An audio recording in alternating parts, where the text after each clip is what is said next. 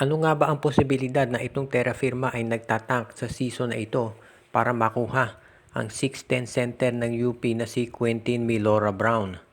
Of course, alam na ninyo na itong si Brown ay naglalaro para dito sa UP Maroons na nag-champion sa UAAP. Pero ito ay yung tinatawag na one and done. Ibig sabihin, one season lang siya sa UAAP, sa UP, pagkatapos ay pwede na siya na mag-professional. Para ding itong si Jamie Malonzo, kung natatandaan ninyo, one and done din yan dito sa De La Salle. So sa ngayon, ang tanong ng karamihan, ito bang Terra Firma ay nagtatank para makuha itong si Brown? Dahil marami nagsasabi na kapag ito ay nagdeklara dito sa PBA draft, malamang ito ay number 1 or number 2 pick. Depende kung sino pang ibang sasali. At syempre, kung ikaw ang San Miguel Beer, gusto mo na makakuha ng isang center katulad ni Brown na pwede mong gamitin bilang pang-backup o di kaya naman eventually papalit kay Junmar Fajardo kapag ito ay nagretiro, o kaya naman kung itong si Fajardo ay merong injury, at least meron kang isang big man na magagamit. Kasi ito si Motaw Tuwang, matanda na rin yan. Kaya sa tingin ko okay na rin na makuha ng San Miguel Beer itong si Brown. Ngayon, ang tanong, paano yan mangyayari? Well, obviously, ang magiging susi dyan ay itong Terra Firma. Ang balita nga, kaya nagtatangke itong Terra Firma para masiguro na yung number 1 draft pick sa kanila mapupunta. At ang mangyayari nga dyan, makukuha nila itong si Brown at ito ay ibibigay sa San Miguel. So yung draft pick ng Terra Firma, iti-trade nila sa San Miguel. Malamang kapalit niyan, baka itong si Geronteng, si Simon Enciso, at yung iba pa nilang mga players. So ganyan ang magiging sitwasyon dyan. Posible rin na sa Barangay Ginebra mapunta yung first round draft pick ng Terra Firma. Pero sa tingin ko malamang sa San Miguel yan kasi itong season na to, binigay nila sa Ginebra. Naging si RJ Abariento. So baka next time naman sa San Miguel yan. Kaya yan ang aabangan natin na gagawin ng Terra Firma. Nalalapit na nga ba ang pagbibitiw nitong Northport Batang Pier dito kay Arvin Tolentino? Ang sabi kasi ng mga observers ngayon, dahil nag-i-struggle itong Magnolia Chicken Templados, baka itong si Arvin Tolentino ay dali na dyan. Alam natin na ang Northport ngayon ay 5-0 at itong Magnolia ay 1-3. So kung dadalhin si Arvin Tolentino dito sa Magnolia, makatutulong yan dito sa kanilang performance obviously. Pero ang problema dyan, paano naman ma-justify na iti-trade si Arvin Tolentino dito sa Magnolia gayong 5-0 ang record ng Northport? Ibig sabihin, itong Northport, kung nag-i-struggle sila, may parang justification sila para i-trade ito si Arvin. Pero kung 5-0 kayo, bakit mo naman i-trade si Arvin Tolentino? Alam natin na farm team yan, syempre, pero kailangan Northport magkaroon ng at least public explanation kung bakit nila i-trade itong si Tolentino, at mahirap gawin yan kung maganda ang record ng kanilang koponan. Kaya ngayon dito natin masasabi na itong Northport, yes, malamang ibigay niya si Arvin Tolentino dito sa Magnolia, pero hindi muna siguro ngayon, at iintay nila na masiguro na sabihin na natin mas maganda yung resulta ng kanilang performance. At kung maganda lalaroin ng Northport, baka hindi muna niyan i-trade si Arvin.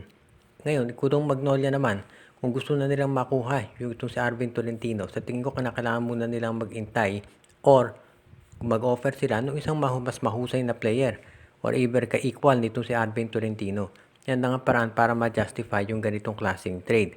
Yes, alam natin one-sided trade ang ginagawa ng San Miguel at Ginebra, pero sa Magnolia parang hindi nag-a-apply yun. So sa ngayon, tignan natin kung anong gagawin ng Magnolia Chicken Templados. Kung hindi muna sila pwede makipag-trade para kay Arvin, baka ang gagawin na lang nila ngayon ay palitan itong import na si Ricardo Ratcliffe. Pero yung bagay na yun ay pinag-aaralan pala ng management. Kaya sa ngayon mukhang standby muna itong Magnolia Chicken Templado sa latest development. Inamin ni Coach Tim Cone na fatigue ang isa doon sa dahilan kung bakit sila natalo dito sa Eastern Hong Kong. Sinabi ni Coach Tim Cone na sunod-sunod na kasi yung naging laro ng Barangay Ginebra at nakulang na sila nung sabihin na nating energy. Kaya pala ang daming mintis tong kanilang mga tira. Sinabi ni Coach Tim Cone na kahit natalo Ginebra, masaya naman siya doon sa naging effort dahil ipinakita ng Gene Kings na kahit pagod sila ay lumaban sila hanggang huli. Nakita naman natin 3 points lang ang lamang nitong Eastern Hong Kong pagkatapos lumamang ng double figures buong game. So ibig sabihin lumaban talaga Ginebra at pinilit humabol. Kaya ngayon sinabi ni Coach Tim ko na kahit ganyan na nangyari, masaya siya para dito sa Ginebra at confident siya na sa mga susunod na mga laro ay makakabawi ang Gene Kings.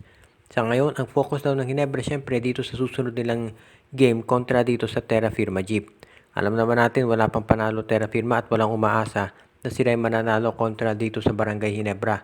Kaya asahan natin na makababawi agad itong Ginebra kahit na natalo sila dito sa Eastern Hong Kong. Siyempre maraming mga fans na nagtatanong ngayon kung ano pa ba ang pwedeng maging trades dito sa Ginebra.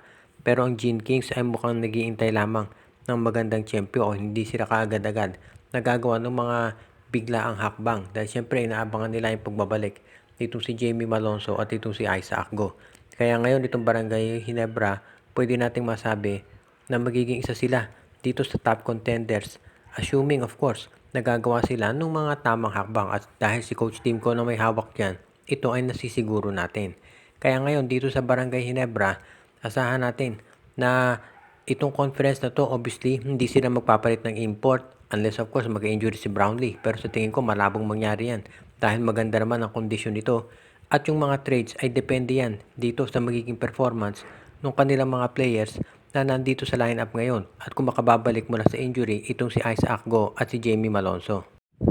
Medyo nahirapan nga itong si Justin Baltasar sa una niyang game kontra Converge pero hindi naman nagwo-worry management. Very confident sila na itong si Baltasar ay gaganda ang laro kapag ito ay nabigyan pa ng mas mahabang playing time at mas magandang sabihin na nating exposure dito sa laro sa PBA. Siyempre iba laro sa PBA, iba laro do sa MPBL. Pero naniniwala ang management na ito si Baltasar ay lalabas yung tunay na laro niya kapag nahaba na yung playing time niya at nakapag-gel na doon sa mga teammates niya. Tandaan natin doon sa first game ni Baltasar, 20 minutes lang ito naglaro at syempre naninibago pa yan. Pero sa ngayon sinabi ng management na ready sila dito sa pagbibigay ng additional minutes para dito kay Baltasar at syempre mga additional na shot attempts. Kaya yan ang aabangan natin dito sa magiging performance ni Justin Baltasar sa Converge Fiber Xers. Ngayon, pagdating naman sa trades, maraming mga teams ang nakaka-interest dito sa mga players ng Converge. Kabilang na itong sila Ben Phillips, si Ronan Santos, si Gio Ambohot, si Patrick Magdanberg, kabilang lamang yan doon sa mga players ng Converge na pinag-iinteresan ng maraming mga koponan. Pero sa ngayon, mukhang itong Converge, hindi yan basta-basta gagawa ng trade unless sa tingin nila ay ito'y makatutulong dito sa kanilang koponan. Nakita naman natin nung gumawa ng trade ang Converge ang nakuha nila itong si Jordan Heading. So ang laking bagay niyan. Kaya sa tingin ko itong Converge Fiber Access magiging maganda performance nila dito sa Commissioner's Cup. Siyempre nakasalalay lahat yan dito sa laro ng import.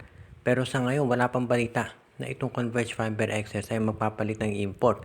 Pero siyempre kung sakasakali na matalo ang Converge sa susunod nilang laro, baka gumawa na ng paraan itong Converge para palitan na itong import nila.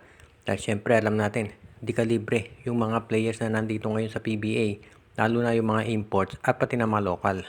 Shout out kay Joseph Pineda, RG Bueno at Dalina family, Joshua Giray Espejo at Rosales family, kay Enju, Dexter Domer, Alicia Garcia, kay Michael D, Anthony Alon family, Dalmacio de Guzman, Malyari Mascareñas, Jonel Alagon at Celino Valles family, Katsakino Dukusin. Binabati din natin si Joshua Giray Espejo at Rosales family, Ireneo Salangsang, si Dexter Domer, pati na rin ang iba pa natin na mga taga-subaybay.